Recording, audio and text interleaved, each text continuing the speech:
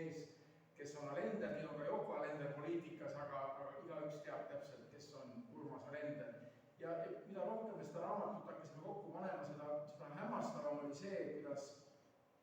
üks laulja, üks kultuuritegelane on rahvale jäänud südamesse. See hääl tuleb kohe meelde, need read tulevad kohe meelde, mida ta laulis. Ja paljud meenutasid seda esmalt,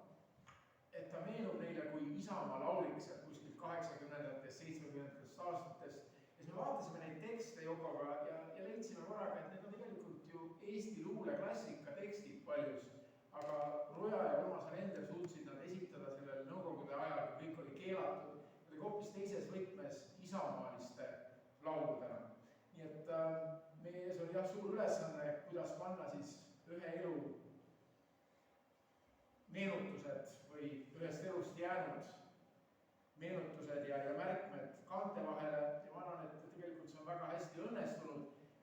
Aga sel ajal, kui see raamat ilmus eelmise aasta detsembri alguses, tulid jälle uued koroonapuhangud ja meie suur plaan, et sõita selle raamatuga mööda Eestit ringi ja tuua ta rahvale kuulajateni, see jäi ära ja seda saimegi teostada nüüd sel suvel, sest nagu Joko kohe alguses, kui me hakkasime seda tegema, rõhutas,